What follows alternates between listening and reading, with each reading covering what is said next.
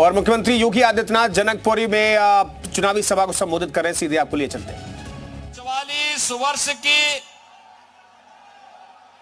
महाकुंभ के सदी के इस आयोजन में भागीदार बनकर के एक भारत श्रेष्ठ भारत का दर्शन प्रयागराज की धरती उत्तर प्रदेश से करके जाएगा। आज जो एक चमत्कार उत्तर प्रदेश में देखने को मिल रहा है, इस चमत्कार के शिल्पी हैं भारत के यशस्वी प्रधानमंत्री श्री नरेंद्र मोदी जी। उनका नेतृत्व और उनका मार्गदर्शन उत्तर प्रदेश की विरासत को एक नई ऊंचाई तक पहुंचाने का काम कर रहा है। और बहनों और भाइयों, आज मैं आप सब दिल्ली वासियों से यही अपील करने के लिए आया हूं। मैं आज दोपहर के बाद से दिल्ली के अंदर कई विधानसभा क्षेत्रों में प्रचार की दृष्टि से आया हूं, लेकिन मुझे कहते हुए दुख हो रहा है, जिस दिल्ली का इतिहास 5000 वर्षों से अधिक समय का है, जो दिल्ली देश की राष्ट्रीय राजधानी है,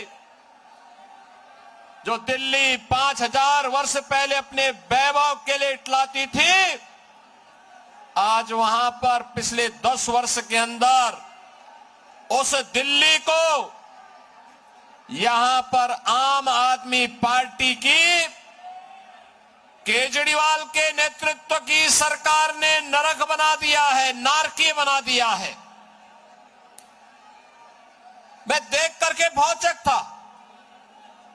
मैं गाजियाबाद से बाई रोड दिल्ली में प्रवेश किया और बहनों और भाइयों, जैसे दिल्ली में प्रवेश किया, हाईवे को छोड़ करके साइड के मार्गों पर जैसे जाने का हुआ, मेरा वास्ता गड्ढों से पड़ा,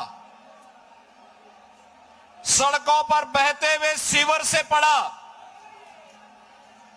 गंदगी के ढेर से हुआ, बदबूदार सड़कों से हुआ और तंगहाल गलियों के साथ सामना करते करते मुझे जनकपुरी तक आने पे इतना समय हो पाया। अन्यथा बहनों और भाइयों, मैं 1 घंटे पहले ही आपके बीच में यहां पर पहुंच चुका होता।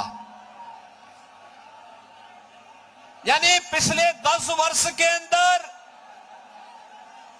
राष्ट्रीय राजधानी के अंदर निवास करने वाले 3 करोड़ लोगों को अरविंद केजरीवाल एंड कंपनी ने केवल इमोशनल ब्लैकमेलिंग के माध्यम से यहां की जनता को शोषण का शिकार बनाया है, बुनियादी सुविधाओं से वंचित किया है। ये पता लगाना, जो दिल्ली सरकार के अधीन आने वाली सड़कें, उनके बारे में अंदाजा लगाना कि सड़क है या गड्ढा है, गड्ढे में सड़क है या सड़क में गड्ढा है, इसका अंदाजा नहीं लगाया जा सकता है। बहनों और भाइयों, दूसरी स्थिति गंदगी की है। जहां देखो गंदगी का ढेर लगा हुआ है, सड़कों पर सीवर बह रहा है। और तुलना अरविंद केजरीवाल से उत्तर प्रदेश से कर रहे हैं। अरविंद केजरीवाल जी, उत्तर प्रदेश 25 करोड़ की आबादी का राज्य है, दंगा मुक्त राज्य है, एक सुरक्षित राज्य है, सुविधा संपन्न राज्य हो चुका है। उत्तर प्रदेश का परसेप्शन बदल चुका है।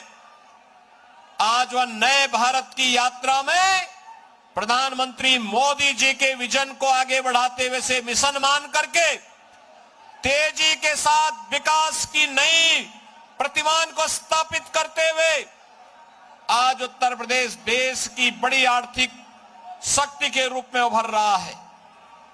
बहनों और भाइयों, आज उत्तर प्रदेश में देश के सबसे अच्छे एक्सप्रेसवे हैं, हाईवे हैं, रेलवे का नेटवर्क है, एयरपोर्ट्स हैं, सबसे अधिक सिटी में मेट्रो का संचालन उत्तर प्रदेश कर रहा है और अपनी विरासत पर भी गौरव की अनुभूति कर रहा है।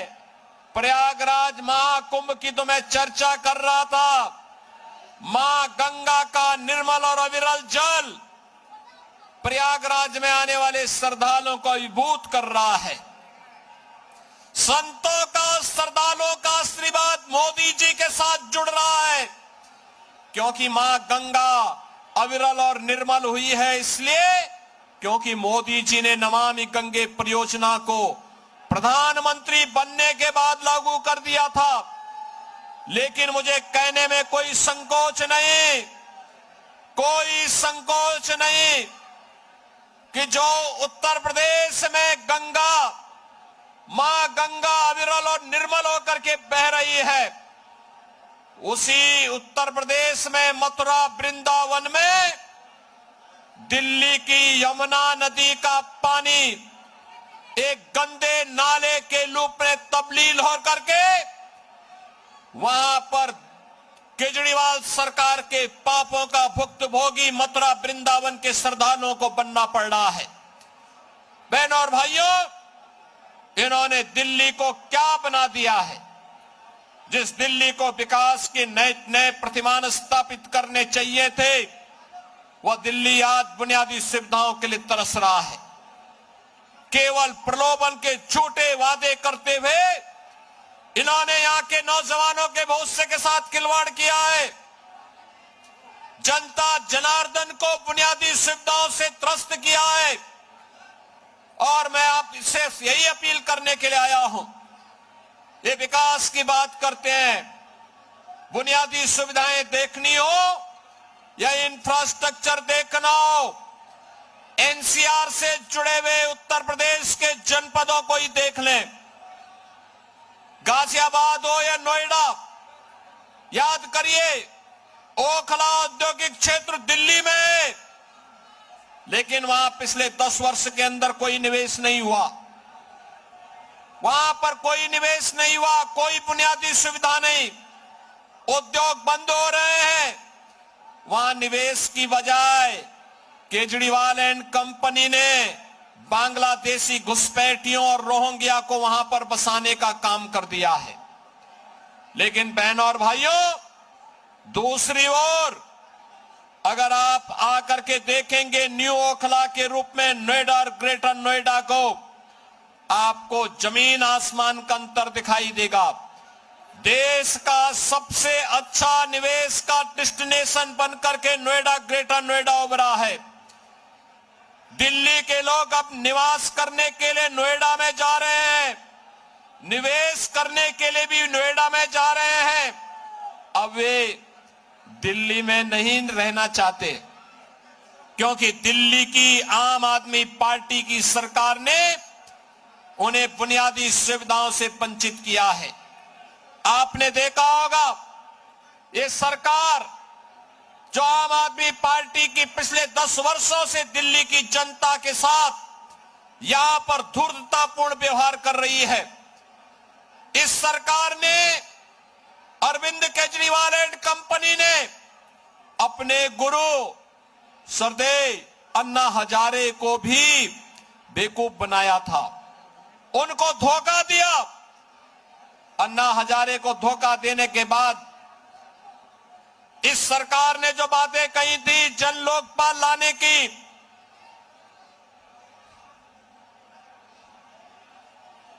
जिन्होंने कहा था कि सिटीजन चार्टर लागू करेंगे, दिल्ली की जनता को बुनियादी सुविधाओं से आच्छादित करेंगे, कहां गया जन लोकपाल?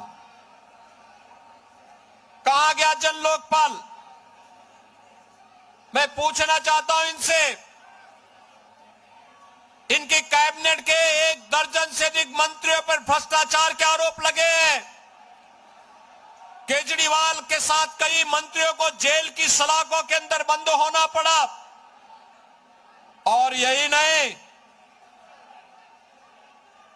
इन्होंने कहा था लोकसभा चुनाव में, लोकसभा चुनाव के समय इन्होंने कहा था कि जनता जनार्दन तय करेगी।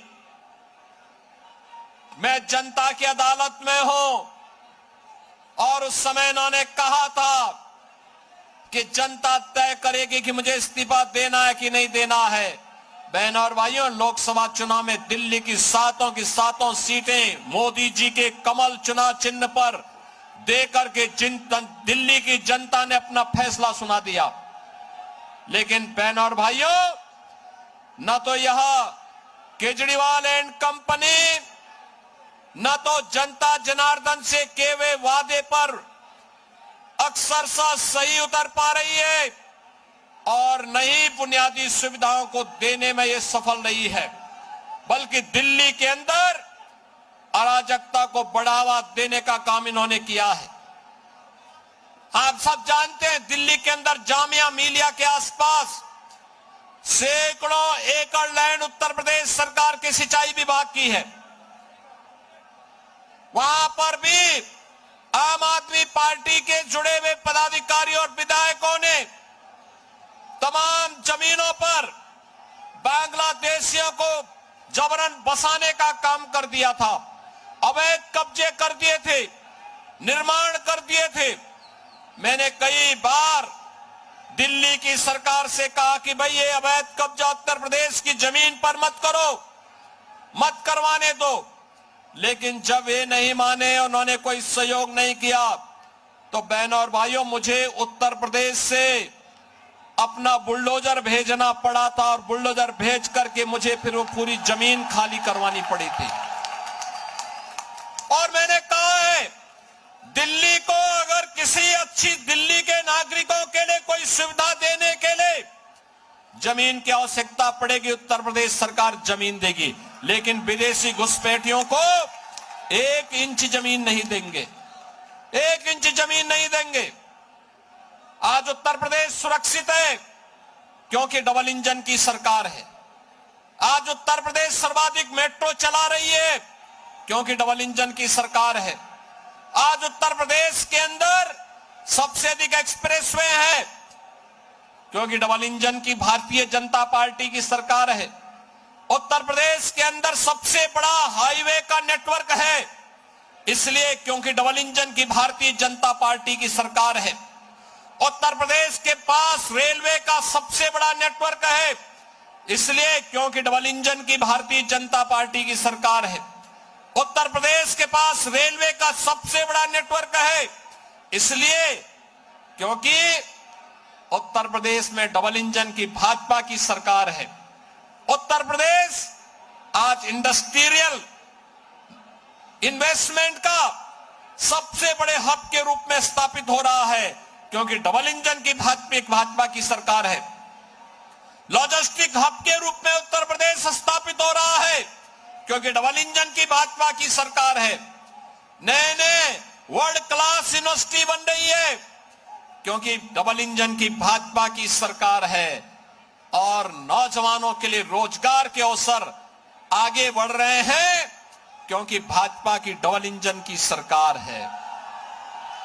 लेकिन बहनों और भाइयों, मैं पूछना चाहता हूं श्री अरविंद केजरीवाल एंड कंपनी से, पिछले 10 वर्ष के अंदर दिल्ली के अंदर उन्होंने कितने इंडस्ट्रियल हब बनाए हैं, दिल्ली के अंदर कितने उन्होंने औद्योगिक हब बनाए हैं, कितने लॉजिस्टिक हब बनाए हैं, कितने इंस्टीट्यूशनल हब स्थापित किए हैं, वे नहीं जवाब दे सकते। और मैं तो कहना चाहता हूं, हमारा पूरा 54 सदस्यीय कैबिनेट ने कल प्रयागराज के महाकुंभ की त्रिवेणी में संगम में डुबकी लगाई है। अरविंद केजरीवाल जी, आप भी आम आदमी पार्टी के मंत्रियों के साथ एक बार दिल्ली में इस चुनाव के दौरान ही यमुना जी में डुबकी लगा करके दिखाइए। आपको पता लग जाएगा कि आपके काले कारनामे क्या हैं अपनी विरासत के प्रति।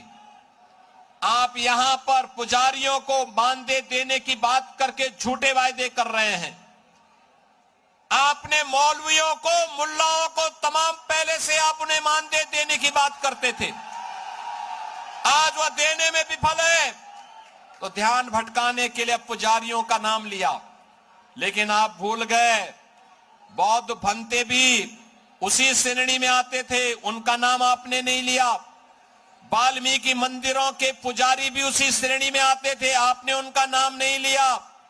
रविदासी परंपरा से जुड़े हुए मंदिरों में भी तमाम पुजारी हैं, उनको भी आपने मानदेय से वंचित रखने की बात कही है। आपकी ये दोहरी नीति नहीं चलेगी, दिल्ली से स्वीकार करने को तैयार नहीं है। और इसीलिए जनकपुरी विधानसभा क्षेत्र से भारतीय जनता पार्टी ने, आदरणीय प्रधानमंत्री जी ने, श्री जेपी नड्डा जी ने आशीष सूद को प्रत्याशी के रूप में यहां पर आपको मौका दिया है। बहनों और भाइयों, आशीष सूद जी एक जुझारू नेता हैं, कार्य करने का जज्बा रखते हैं, आपके हितों के लिए लड़ाई लड़ने का सामर्थ्य रखते हैं। जैसे उत्तर प्रदेश की सूरत बदली है, तस्वीर और तकदीर बदली है, उत्तर प्रदेश में देश और दुनिया के सभी लोग आज आने को उत्सुक हैं। ऐसे ही दिल्ली के लिए भी डबल इंजन की सरकार चाहिए, और डबल इंजन सरकार के लिए आशीष सूद को जनकपुरी से विधायक बनकर के जाना आवश्यक है। आपका आशीर्वाद आशीष सूद जो को प्राप्त होगा, सभी लोग आशीर्वाद देंगे। मेरी आवाज जहां तक जा रही है, आशीष सूद जी को अपना आशीर्वाद देने के लिए दोनों हाथ उठा करके मुझे बताओ। सामने घरों के ऊपर, दोनों ओर, पीछे सड़क में भी जितने भी लोग हैं, सभी दोनों हाथ उठा करके मेरे सामने आश्वस्त करिए आशीष सूद को भारी बहुमत से विजयी बनाने के लिए। सभी लोग सहमत हैं? विजयी बना के भेजेंगे, बना के भेजेंगे। मेरे साथ बोलेंगे, भारत माता की, भारत माता की, भारत माता की, जय श्री राम, जय श्री राम, जय जय श्री राम, जय जय श्री राम। तो दिल्ली के दंगल में आज शाम की तीसरी और आखिरी सभा मुख्यमंत्री योगी आदित्यनाथ की जनकपुरी में, और एक बार फिर से उन्होंने केजरीवाल एंड कंपनी कह करके संबोधित किया केजरीवाल सरकार को और जमकर निशाना साधा। फिलहाल